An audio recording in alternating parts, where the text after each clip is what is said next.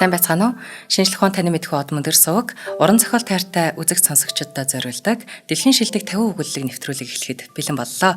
Та бүхэн нэвтрүүлгээ YouTube-ийн од мөндөр суваг, NTV телевиз болон од мөндөр радио 83.3 107 гэсэн хос толгойноор хүлээн авч сонсож байна. Энэхүү нэвтрүүлгийг хөтлөгч Цэнгэл Баяр бие хөтлөн явуулдаг. За тэгэхээр өнөөдрийн нэвтрүүлгийн хамтран ажиллагчаар өдөр бүр шинэ нүрээтэй түлэн шүү. За мөн худалдаа эрхлэгчдийн ухаалаг туслах on time технологи дэмжиж ажиллаж байна. Бас бидэнд гайхалтай цэцгийн баглааг илгээдэг Agora Premium Flower цэцгийн дэлгүүрийнхэндээ маш их баярлалаа. За өнөөдөр бүгдээрээ ямар өгүүлэлгийг хамтдаа сонсох вэ гэвэл Пүрэвхүүгийн Батхоёг зохиолчийн Хүрэл зүрх. За энэхүү өгүүлэлгээр нэрлэгдсэн номноос нь 3 өгүүлэлгийн нэг дор 3 өгүүлэлэг хамтдаа сонсноо. Тэгэхээр зохиолч, яруу найрагч, судлаач, хэл шинжилгээ ухааны доктор, тэргүүлэх профессор Пүрэвхүүгийн Батхоёг гэж энэ эрхмийн энэ багшийнхаа өгүүлэлгийг бас нэвтрүүлгээрээ хамтдаа сонсгох гэж байгаа да. Та бүхэндээ сонсох гэж байгаа да. Баяртай байна. Зохиолч Пүрэвхүүгийн Батхоёг Хүрэл зүрх.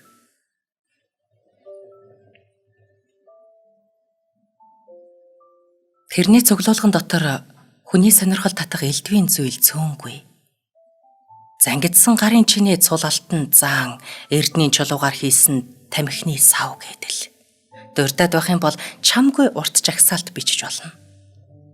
Хүмүүс энэ ч айл уу ийх юм бэ? Энэ одоо хэддүгээр зууных вэ? гэж түүх сурвалжийг асуухад мань хүн за да хүннүү сүннүү гэхээс өөр үг хэлэхгүй. Тэгээд ч хүннүү сүннүүгээс өөр улс байдгийг мэдэхгүй нэгэн. Гэвч баргийн олзтой археологч атаархмаар эд зүйлс цуглуулж чадсан овсгоотой эрийн нэг юм. Тэр бид хоёр ховор хуучин номын худалдаан дээр танилцсан юм л да.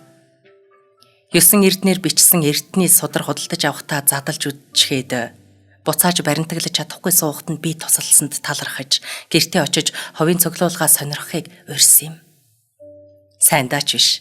Гэрт нь бурхны ном буруу зүрүү хийвэл алдас болно гэж айгаад баримтаглаж чаддаггүй орхисон судар хэд байсан юм байна л та.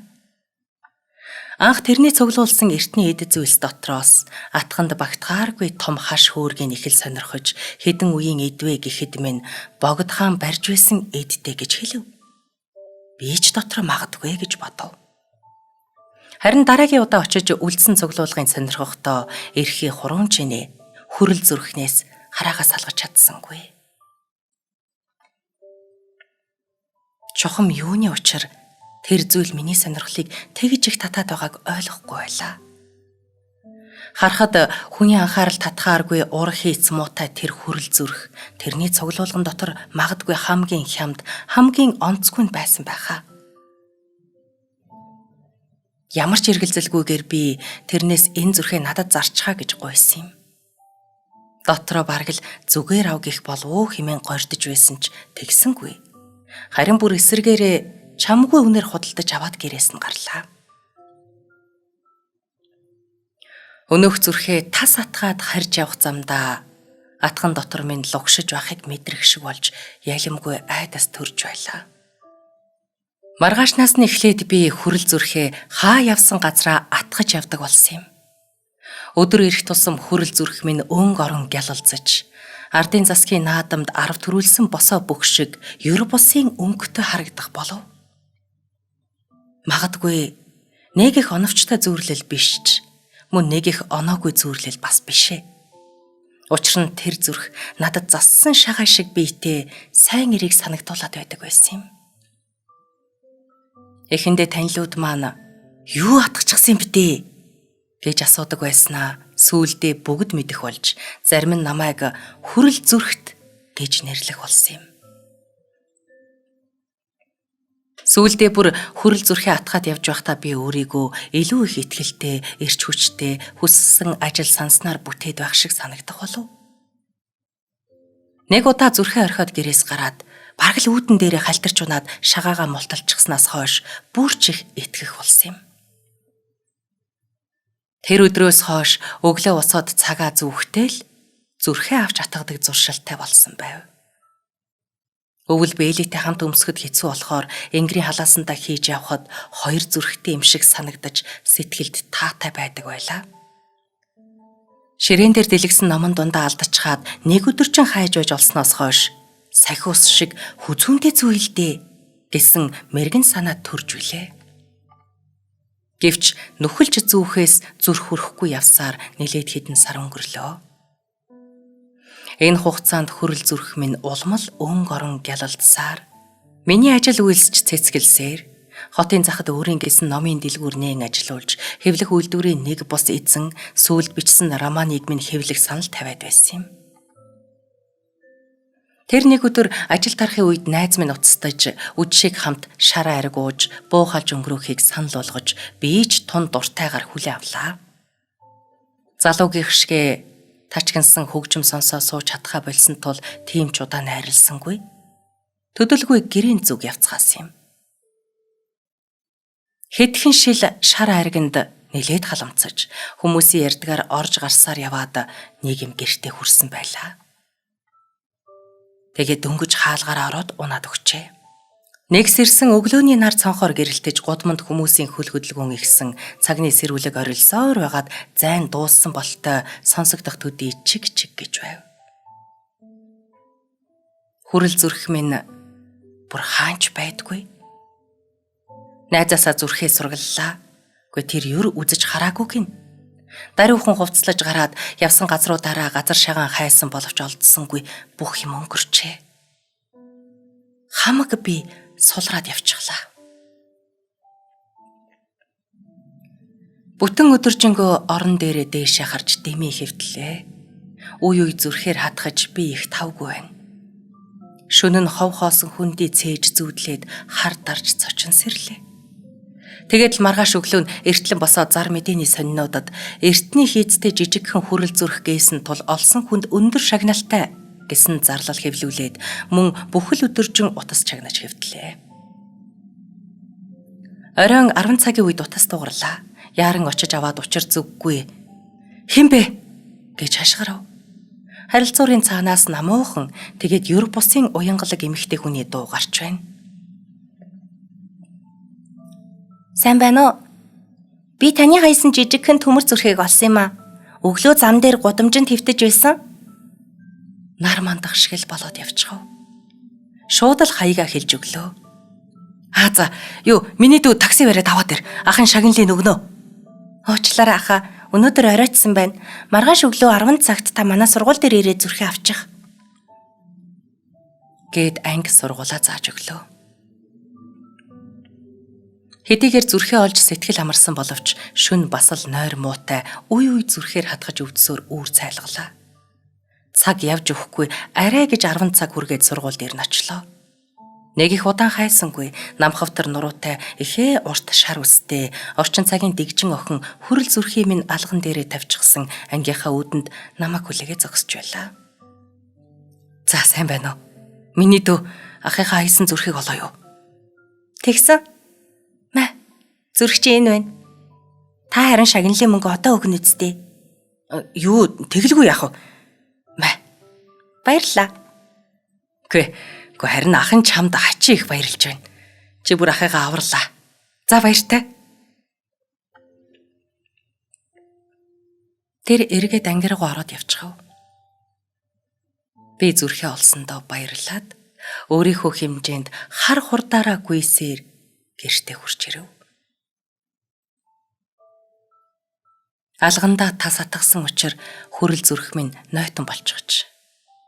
Миний хамаг биений хөлс задгаа асгаж байлаа. Орон доор байсан багжны хайрцагнаас цахилгаан өрөм гаргаж ирлээ. Дахиад хайчхаагүй дээрээ нүхэлж аваад хүзүүндээ зүүх минь. Хүрэл зүрхээ ширээн дээр тавиад өрмөө цахилгаанд залгаж товчин дарлаа. Хурц ган өрөм эргэлдэн зүрхний гүн рүү шигдэн орлоо. Гэнэт нүд харанхуйлаад хамаг би сулраад явчихав. Хүрэл зүрхээ хартал дотроос нь цус шүүрч байхан тэр. Амьсгал авах аргагүй боллоо. Нүдэнд өтгөн цагаан тал харагдана. Би үхэж байлаа. Дараагийн өгүүлэлэг. Зохиолч Батхуйг. 7 хоногийн бороо.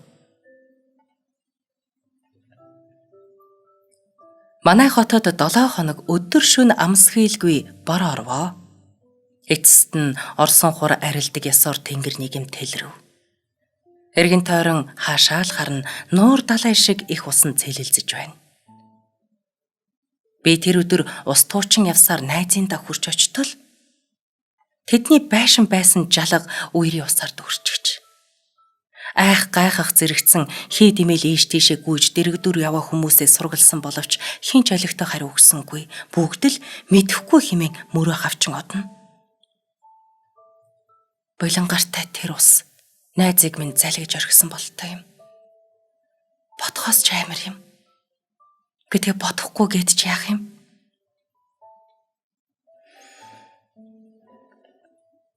Анх тэрнтэй танилцах үед юунд тийм их баярлаж хөөрдөг байсан нь мэдэгдэхгүй дандаа л инээж явдаг хүү байсан юм. Зарим нэг хүн надад хөөрхидүү наадах чинь тэнэгдүү юм гэж хүртэл хэлж байж билээ. Харин би нэг л мэдхэд өнөөх тэнэгдүү хүүтэй ойр дотн үерхэх болсон юм. Намар орой голын хариг чагнаж суухтай нь анх таарлцсан юм. Байгалийн тийм уянгалаг хөгжмийг шимтэн сонсох тэрнийг би ямар нэг нууцлаг увдастай гэдгийг мэдрээд байсан боловч чухам ямар гайхамшигтайг нь мэдээгүй лээ. Тэрэнд өгөж очоод дэрэгдэн суусан боловч тэр намайг анзаарсангүй.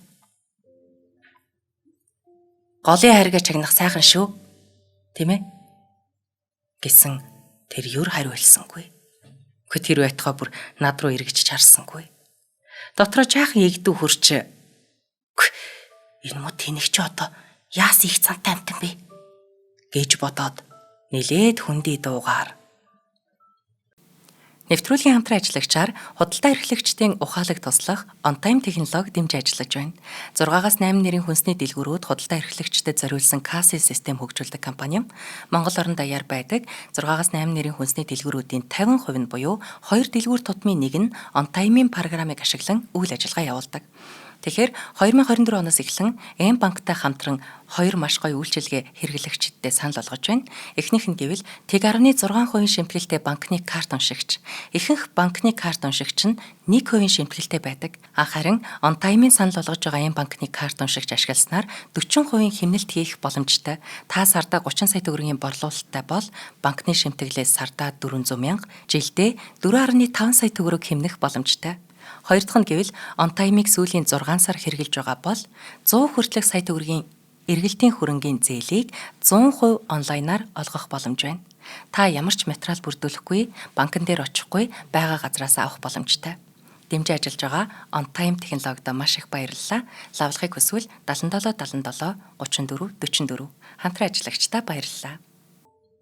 Нэрээ хүмүүс чамайг тэнэг гэдэг ах юм билээ. Чи яагаад ганцаараа ингээл яриад инээгээд явж идэгин? Харин энэ удаа тэр над руу харж удаан гихч нь маасетл инээгээд ус руу заасан юм. Голын ус тунгалагшсан намар цаг тул ёроолын чулуу бүхэн өнг ялгаран харагдана. Үнэхээр үзэгсэлэнтэй ажээ. Хэдий жирвэлзэн одох урсгал усч хүүхэд багын гинэн цагаахан дүрсүүд минь тодхон үзэгдэнэ. Тэр над руу дахин маасетл инээснэ. Угаалгүй удаад ширэлдчихсэн халимагтай толгоогоо маажиж. Чи хөгжим тоглож чаддаг уу гэж асуусан юм. Хариуд нь би зөвхөн толгойс эксрээд мөнгөлөг хайрсан нарандаг ялалзаад урсгал өгсөж яваа жаргахын сүргийг ажиж суув. Хаашаа юунд ч юм бэ яаран сүргэлэн явах тэр загснууд надад амь нэгтэй ахан дүүс шиг санагдана. Одоо ч гэсэн би олон загас сүргэлэн явахыг хараад ихэр тугал шиг ижилдэн дассан хэдэн муу нөхдөө сандгийн. Тэд нарын минь нэг гэтэл усанд байшинтайгаа живчихсэн байна. Яаран сандран гүйсээр цагдаагийн газар ирлээ. Гэхдээ тэнд нэг байшин байсан юм аа. Гэтэл одоо үерийн усанд живчихсэн байна. Жижүүрийн болтой цагдаа намайг их л сэжиглэнгүй харснаа газрын зураг гаргаж удаан гихчэнд гөлөрснөө. За эргэн та тэнд байшин байсан гэдгийг баталж байна уу? Бидэнд байгаа энэ зурган дээр таны хэлээд байгаа газар юу ч тэмдэглэгдээгүй л байна да. Андуурч эндүрээгүй эз. Гүй. Мөн найз маань тэнд хүн бүхэнтэй зөрсөөр яваад л байшин барьчихсан. Гол нь жалганд нэг жижигхэн горх урсдаг байсан юм аа. Тэр горхны хоржигнох чимээг сонсож байх гэж л тэр шүү дээ. Өөхөө. Тэгвэл зөвшөөрлгүй газар л буусан айл байна да. За, очиж үзье да. Гэт ширээнийхээ араас дургүй нараггүй өндөлөө. Өөрийн ус нилээд багасчээ. Найзын минь байшингийн төмөр яндан ёртож харагдана.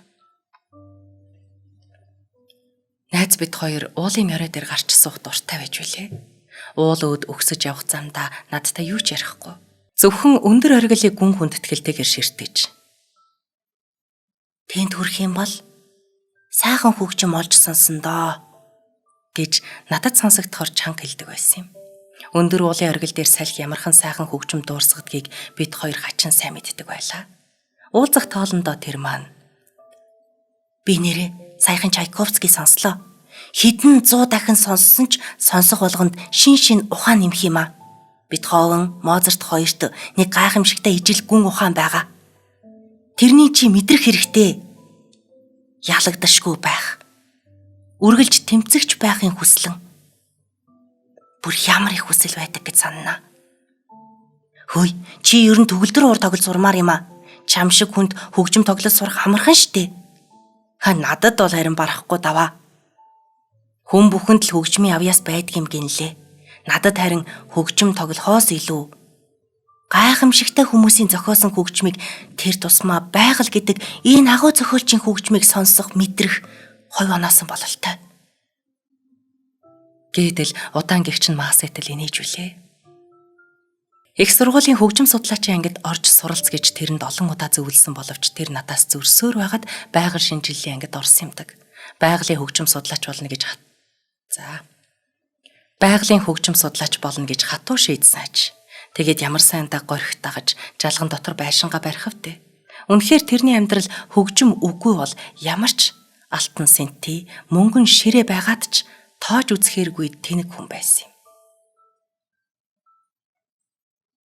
Усанд шумбагч багийнхан олон удаа шумбаж байж найзын минь олж гаргав. Хөөрхий минь үхэлтэй усан дотор уулзах учиртай л байж тээ. Хөдөөлүүлснээс нь хойш яг 7 хоногийн дараа тэр зүүдэнд минь ирсэн юм. Масайтл инээснэ. Борошаа гэж эхлэхэд надад байшингаасаа зүгтаж гарах боломж байсан. Даанч хүсэл байгаагүй юм. Чи бид хоёр дандаа л усны энийг сайхан дууг сонсож байснаас уурлаж архирах дууг нь сонсож байгаагүй зү. Би тэгээд үерийн усны дууг л сонсож мэдрэх гэсэн. Үнэхээр гайхамшигтай юм билээ. Бүр гайхамшигтай айдас төрүүлэх үс юм билээ. Гэснээ усан дугаагдж зөөлрсөн халимгаа арагш нэлээд. Надад чамаас өөр найз байгаагүй чи мэднэ. Би хинтээ ч чамтай адилхан ойлголцож байгаагүй шүү. Уртудаа наслсангүй. Тэгэхээр бусадтай адил яриад байх түүх намтар байхгүй. Гэхдээ нэг нууц бий. Тэрийгээ уг нь би чамд ярина гэж боддог байсан юм аа. Амьдтай амжсангүй. Юу гэнэ? Нууцаа? Тийм ээ. Яа харахгүй нууц.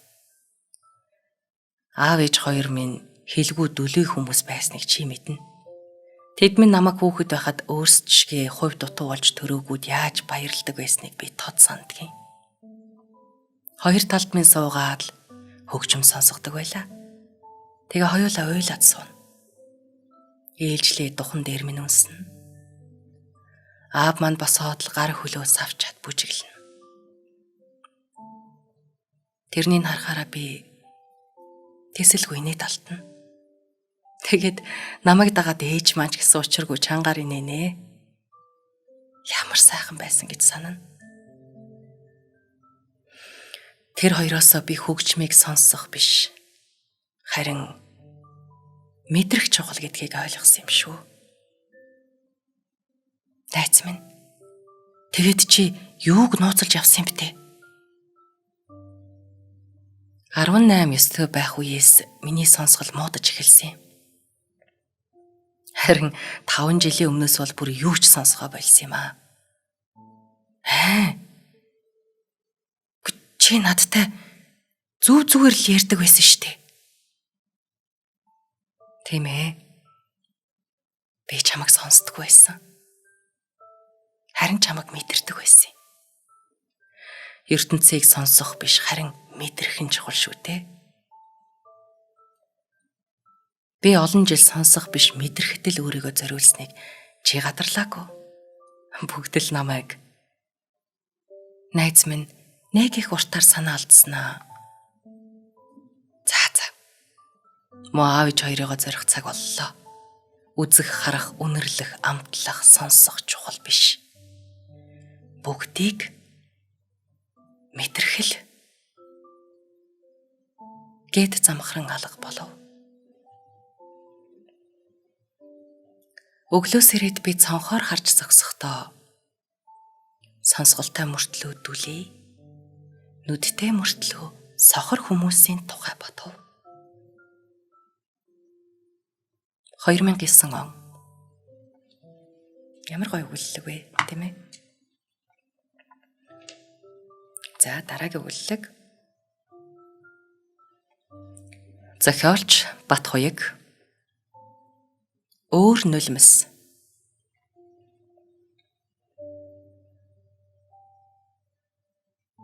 Зуны дунд сарын айгам халуун өдрүүд үргэлжилсээр байлаа. Нар зулай цоолом шарах үд дундын говьд элс буцална. Чохон буцалсан элс шаргах чимээнээс өөр юу ч үл сонсогдно. Зэрэглээ урсан ойртож, ууршин холдох нь байгалийн сонин үзэгдэл гэхээсээ хүний сэтгэл хуурамгийг сануулах гэсэн хөдөлгөөн гэлтэй. Энэ бүгчим халуун байдал, энэ хуурмаг хөдөлгөөн, энэ ажин түжин байгаль цөм цаанаасаа зориуд бүтээгдсэн болохыг хүмүүн төрлөختөн мэддэг гэдэгт Бурхад эргэлздэг билээ. Харин Бурхтын эргэлзээг тайлах гэсэн мэт явдал олон жилийн өмнө Алтайн цаадах говийн их хэлсэн дунд алаглан харагдах 3 ирээ майхан, тэр майхны нэгэнд ганцаараа 2 хонсон 9 настай хүүд тохиолдсон гэдэг.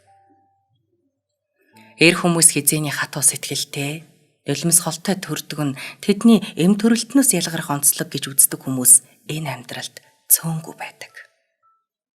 Тиймээс хамаг л хатуу хөтүү нүгэл хилэнцтэй ажлыг тэд өөрсдийн болгож өмчилдөг. Мал муулах, тарга зурм эргүүлэх, архи тарс хүртэх зэргээр эрчүүдийн өмчилсөн нилээдгүй ажлыг дурдж болох юм. Хамгийн сонирхолтой нь эрчүүд ийм их нүгэл үлддгээ мэдэхгүй. Энэ хүүхнүүд яагаад биднээс өндөр насалдаг юм бол гэж гэмгүй Бурхтад гомдол мэдүүлдэг сурагтай. Хүүхнүүд болсон хойно хизээний сурсан зангаа яаж тавих вэ? Нүд амаа эргэлдүүлж, арга хойгуур гүйж байгаад аль хөнгөн шингэн ажлыг өөрсдийн болгосон биз. За тэр ертөнцид оноогдсон ажил төрлийн хүнд хөнгөний тухай яриагаа түр орхиод эзгүй говьд ганцаар орхигдсон хүүгийн тухай өгүүлээ. Нэвтрүүлгийн хамтран ажиллагчаар өдөр бүр шинэ урайтай Түлээжүү дэмжиж ажиллаж байна. Түлээжүү брендийн Улаанбаатар хотын 21 салбар 400 гаруй ажилтан зөвхөн танд зориулан өглөө болгон мастер нарийн бовчдын гараар орлсон 400 гаруй нэр төрлийн Европ бэкерийг хамгийн өндөр чанар стандартын дагуу үйлдвэрлэж байна. Түлээшүү кафе хэлбэрийн концепц бүхий орчин үеийн интерьер дизайн, 5 тухтай орчинд олон улсын стандарт үйлчилгээ чанартай бүтээгдэхүүн, онцгой хамтыг мэдрүүлэх уур амьсгал таныг хүлээж байна. Улаанбаатар хотод 21 салбартаа үйл ажиллагаа явуулдаг. Та хэрвээ лавлаж асуухыг хүсвэл 75 75 75 10 утасны дугаараар за мөн www.tlgc-ийн Түлээжүү Mongolia Facebook хуудасаар зочилж болох юм. Түлээжүүдээ баярлалаа. Ганцаараа орхигдсон ч гэжтэй. Аав нь худаг усны хээрийн ангийн даргаар ажиллах болж зуны амралт таарсан болохоор хүүгээ дагуулад гарсан нь энэ юм. Төв орж хоол хүнс цуглуулахар хамт ажилдаг 3 залууга дагуулж 2 хоногийн өмнө өглөө эрт гарч илтээ. Тэр өдрийнхөө орой амжиж ирнэ гэсэн боловч ирсэнгүй. Эхний шөнө айсандаа дуг хийлгүй хонсон хүү өдөржин майхны сүүдэрт зүүрмөглөн хүлээсэн боловч мөн л ирсэнгүй. Ойр хавьд айл амтангүй эзгүй говьд гав ганцаар ингэ үлдээгээд явсан аавда бяцхан гомдох авч хэлсэн хугацаанд ирэхгүй байгаад нь санаа зовних зэрэг хослон байлаа. 2 дахь өдрийн шөнө аргагүй нойрондоо дарагдаад унтаж орхижээ. Шөнө унтахынхаа өмнө өглөөс ирэхэд аав ах нар ирчихсэн байгаасаа гэж эмээгийнхээ бурхан залбирсан боловч мөн л ганцаархнаа байж байв. Хаа газар айлын том хүүхдүүд тэр тусмаа банд нар аавын нилээд итгэлт хүмүүс байдаг та. Хаа явсан газраа хань түшиг хийж аав нар хүүгээ дагуулж явах дуртай. Тийм л нэг учир холбогдлоор хүү аавыгаа дагаж говийн илгэнд хэд хоног уг нь их хөөр хөгжилтэй ах цах хүмүүсийн алиа марсан яриаг чагнаад л шөнөөрөө лааны гэрэлд элдвийн юм бурхын сонсож хэвтэх тэрэнд даанч сайхан байжээ. Тэдгээр нар салхинд борлсон хүдэр ирчүүдийн хийх ажлын хүнд хүчрээсэн ч болдг юм уу? Идэж уух нь их болохоор дорхноо л хүнс хоолоор дутагдж ойр ойрхон хэдүүлээ төв орохоор явна. Харин энэ удаад худаг усны ангийнхан бүгдээрээ ойролцоох сум орж ус тасанд орохоор болж хоёр майхан хамгийн чухал бүхнээ хүүд найдан мануулсан юм. Гэвч ажиг сураггүй 2 өдөр алга болчихж. Унаа тэрэг нэвдэрсэн, элс манханд суусан, зам төрч будилсан алин болохыг мэдэхгүй. Майхны сүдэрт хэвтэх хүүд гэнэт алсад машин дүнгэнэх шиг санагдаад босон харайн чагнах боловч хоосон зэрэглээ илбэдэн жирвэлцэхээс өөр юу ч үл харагдана, юу ч үл сонсогдно. Арга барахта майхны хажуугаар ажиг сэжиггүй гүү хонин гүрвлээс хэд хэдийг барьж сүүлнүүдийн нарийн төмөр утсаар холбочгоч. Сандар мэгдэхдээ хэд хэдэн тийшээ зүтгэн тэмүүлэх гүрвлүүдийг харахад хүүд ихэндээ их л зугаатай байлаа. Тал тийшээ хамаг хүчээ баран айхлан зүтгэх гүрвлүүдийн сугны нэмгэн арьс гэрэлтэн харагдах нь бүр ч илүү сонирхолтой байлаа. Тэр нэмгэн арьсны цаана гүрвлийн бяцхан зүрх лугшиж байгааг харж болмоор санагдана. Ёстой л хонин гэж хэлмээр бор нүдтэй тэр жижигхэн амьтдын би яриа том эр бололтойг нь барьж аваад хэвлийг нь шахаж, засааг нь суг татаж, хөнгөлөх зэргээр бишгүй л зүггүйтлээ. Тэр бүх зүггүйтлээ уйдахын эрхэнд хийж байгааг хүү яах мэдэх вүлээ. Ганцаардаж уйдахаараа хүн галаар тоглохоос ч буцахгүй болдог гихчээр толгойд нь "Юурн энэ хідэн гүрвлийг шатаавал яадаг бол" гэсэн дэндүү тэрсүүд бодол орж ирхэн тэр. Савтай бензин майхны хаяанд хэдэн өдөр болсон юм.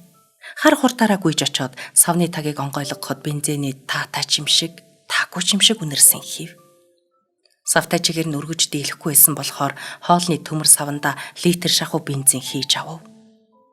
Говийн халуун наранд айхлан өөхлөн тал тийшээ зүтгэсээр аргагүй ядарч ямар ч хөдөлгөөнгүй болсон хэдэн гүрвлийн дээрээс бензинээ асгаж орхилоо. Өөр төрөйгээ ухаж шүдэн цайсан боловч олдсонгүй. Майхны зүг халуунд түүртэлгүй хар хурдаар гүйж хүрлээ. Аавынхаа орны хөлөөс хайрцаг шүдэн золж аваад мөн л хар хурдаараа өнөө хэдэн гүрвлүүд дээрээ хурж очлоо. Ганцхан зурс хийгээд шүдэн засав.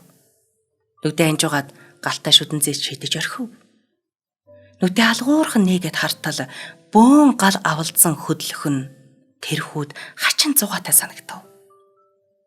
Оволзон асаж буй гал дотор гүрвлүүдийн амт тэмцэн тал тийшээ зүтгэлэхэд хооронд нь холбосон нарийн төмөр утас улайд нь шарсан махны хявсын үнэр гаргаж эхэлнэ. Гэтэл арьс нь хуйхлагдаж шатаад сүүлгүй болсон нэг гүрвэл нуруунд дээрээ бөөн гал улалзуулан бустаасаа тасарч гал дотроос үсрэн гарч ирээд элсэн дээр нэг хөрвөөгөөд галаа унтраангаа гүйн одгон тэр. "Өө, ямар овжин, ямар зэвүүн, гүйн ямар овоо гүрвэл вэ?"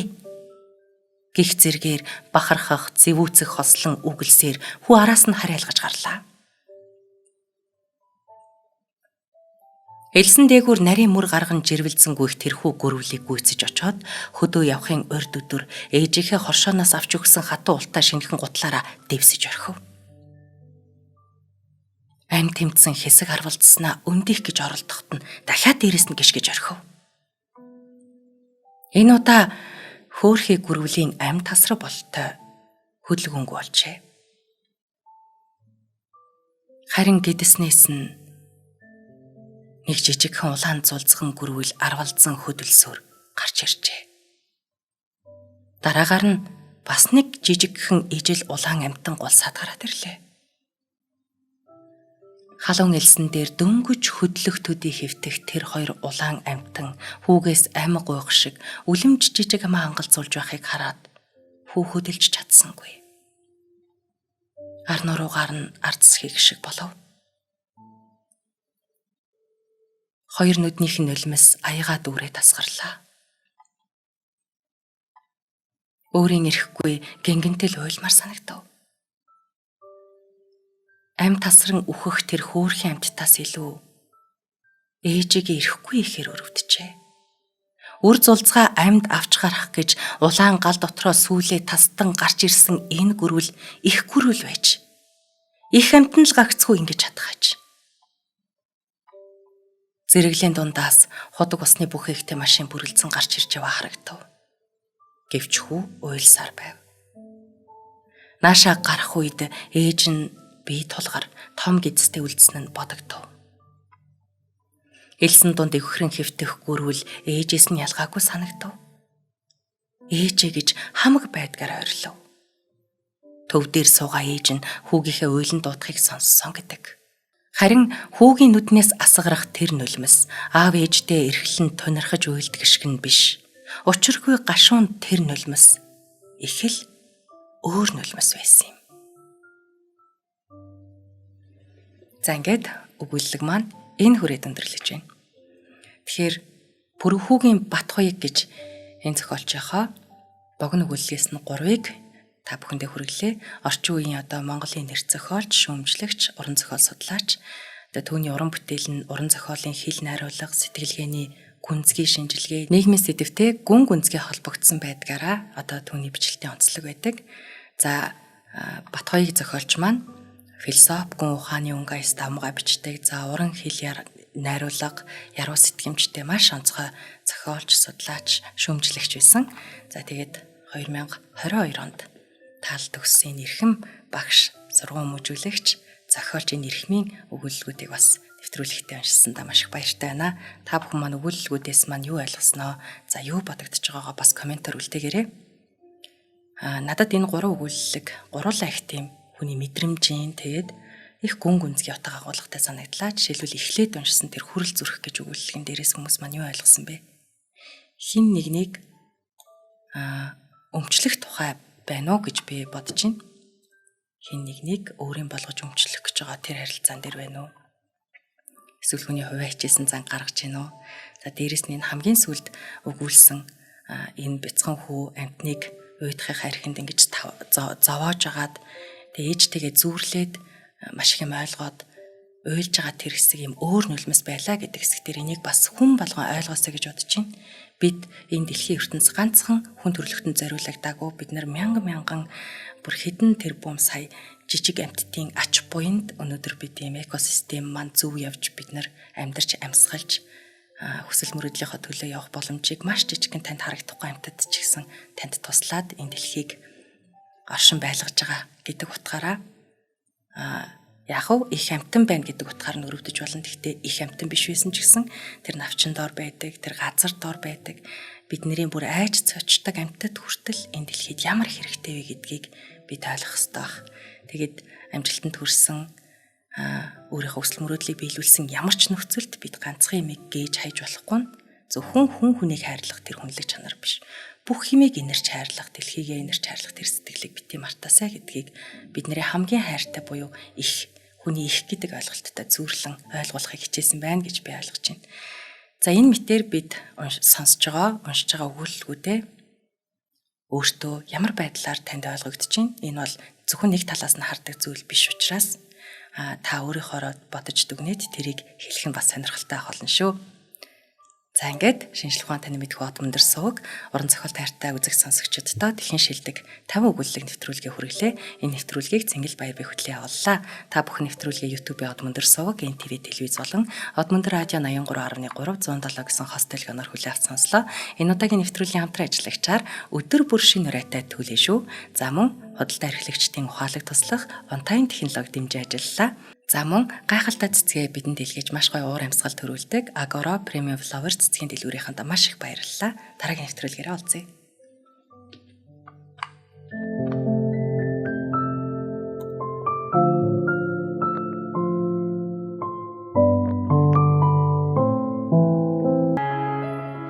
Нэвтрүүлгийг хүлээн авсан Нарны аймгийн монголчуудаа баярлалаа. Од мөндөр сувг нь энэ мэдчлэн таны мэдхүйн мянган нэвтрүүлгийг 2026 оны 7 сарын 1 хүртэл та бүхэндээ хүргэх юм. Их хэлээрээ шинжлэх ухаан танин мэдхүйг түгээхийн үлсэд нэгтгэх хүсвэл та бидэнд хандив өгөх боломжтой. Жилдээ ганцхан удаа 100 мянган төгрөгөөр биднийг дэмжснээр шинжлэх ухаан танин мэдхүйг түгээх энэ үйл хэрэг амжилттай үргэлжлэх юм. Од мөндөр нэр дээрх Удаагийн банкны данс байгаа 4191 тэг 4518. Та 100 мянган төгрөгөөр шилжүүлэхдээ гүйлгийн утга дээр нь өөрийн нэр болон утасны дугаараа заавал бичээрэй. 100 мянган төгрөг хандалснаар Од мөндөр сувгийн алтан гишүүн болох юм а. Шинжлэх ухаан танин мэдхгүй Монголд ялах болтугай.